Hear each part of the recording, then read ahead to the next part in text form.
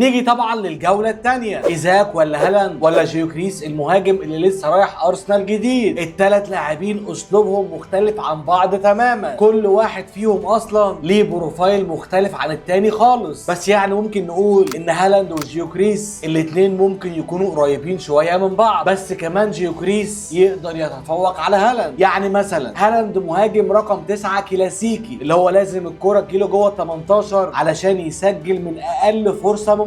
ده غير ان هالاند من نوع اللعيبه اللي دايما اصلا مش بيشارك في بناء اللعب، يعني مش مهاجم اصلا حريف برجليه، وده يعني بسبب قامته الطويله، بس مهاجم بيقدر يسجل اهداف بكل الطرق الممكنه اللي عينك ممكن تتخيلها. عندك جيوكريس قريب منه شويه بس باقل منه في جوده الانهاء، بس جيوكريس من ضمن اللاعبين اللي دايما بتشارك في بناء اللعب وبيعرف يلعب بره ال 18 كويس. يعني مثلا تقدر تديله الكوره ويعدي بسهوله 1-1 ويروح عادي يسجل هدف. انما هالاند ما عندهوش الحته دي. انما بالنسبه لي ايزاك اشمل منهم هما الاثنين، لاعب دايما بيشارك في بناء اللعب، بل كمان حريف جدا في المراوغات، وبيعرف كمان يتحرك بره 18 كتير، وبرضه بيعرف يسجل اهداف، بس طبعا مش زي هالاند ولا حتى جيوكيريس. طبعا الثلاث مهاجمين بالنسبه لي سنهم صغير ويعتبر لعيبه حديثه، فيعني عشان اختار مين اللاعب اللي هيكون اساسي واللاعب الدكه وكمان هبيع مين، طبيعي جدا هختار هالاند يكون اساسي وايزاك يقعد دكه ونبيع جيوكيريس. برضه قول لي تحت في الكومنتات لو معاك الثلاث لاعبين دول هتعمل ايه بالظبط.